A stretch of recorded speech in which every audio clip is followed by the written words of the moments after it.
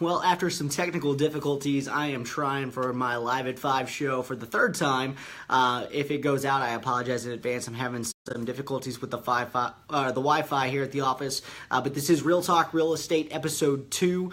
I want to start off by saying thank you to everybody who watched Episode 1 last week, both live and after the fact. Got a lot of great views and some great feedback from a lot of people. So I do want to let you know I'm always open to your questions. I've got the comments open.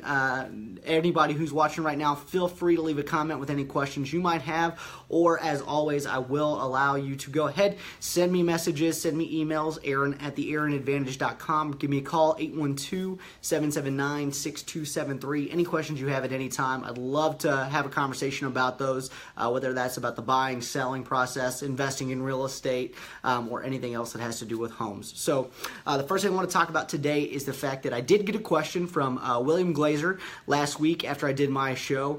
He had a question about sales tax on real estate. He said he has a property that he owns here in Indiana, in Indianapolis, that he has for sale, and he's planning on selling it and has a cash buyer, and wanted to know if there's any sales tax that he has to pay. Now, in Indiana, we do not have anything called a transfer tax or a sales tax of any kind on real estate at this time.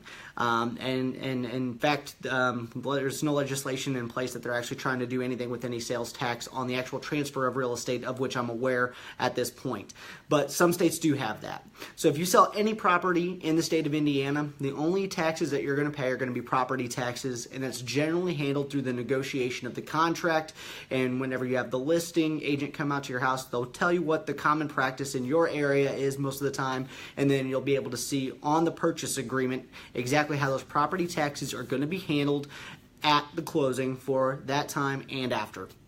Now, the truth is, there are some taxes that could come into play if you are selling real estate. Now, those would be capital gains taxes, and it's generally only going to apply to people who are investors or have owned the home for a short period of time.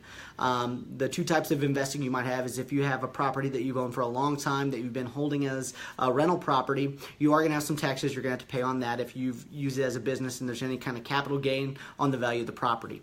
Also, if you are an investor that's looking for short-term gains or flipping properties, there's going to be some taxes on that money that you make as income as well. But pretty much those are the times that you're going to run into taxes when you're selling real estate, not a sales tax or a transfer tax or anything like that. That's the only question I've got for you guys today. I haven't had a whole lot of people send me anything additional. That was one question that came up from a couple different sources. I'd love to know what you'd like to know about in the real estate world, whether that's buying, selling, flipping, investing, whatever it is. Hit me up. Like I said, you can call me at 812-779-6273. You can send me an email, aaron@theaaronadvantage.com, or you can click on my page just to send me a message directly. Thanks again to William Glazer for this great question. I'll be back next Monday live at 5 for Real Talk Real Estate Episode 3. Have a good one.